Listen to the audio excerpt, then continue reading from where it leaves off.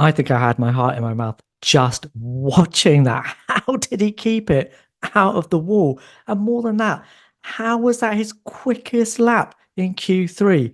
Max Verstappen once again shows why he is the best racer on the grid right now.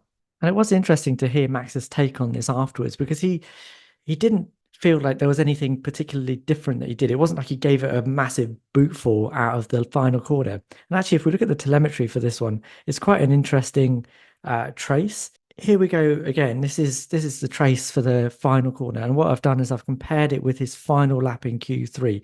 On this particular trace, in the blue is Max's final Q3 lap, and in white is the lap in which he had that massive moment. And coming out of the corner, the blue line is quicker. You can see that on the speed trace at the top, and you can see that the massive delta difference between the white line, which was his fastest, and the blue line, which was his final lap in Q3, comes down massively at the point that he has that snap.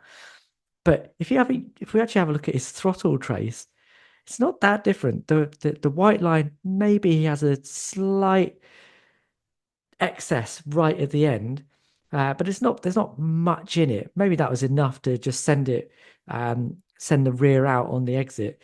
But all he does is come out the throttle, and if you watch the onboard, it's calm as you like, really, isn't it? He comes off the throttle, big, full opposite lock, and then he's back again, keeps that out the wall, carries on going. And to be fair, it does stand comparison to another little moment that he's had previously. This is him in 2016 in Brazil. Same thing, calm as you like, just keeps it out the wall and carries on going.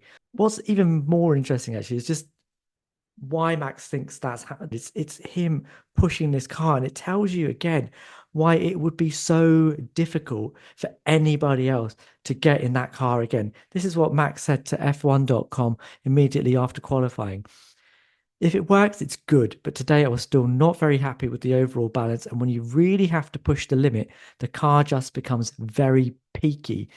And that really tells you what it is to be a Formula One driver with a car with a really strong front end but a loose rear end. There will always be a threshold for any driver above which that threshold just gets breached, and that rotation is just a little too much. The rears are just asking for too much, and that's where he reached today. But the difference between Max and other drivers is that he just manages to keep it out of the wall and somehow go quicker than everybody else. And there you go. Max, yet again.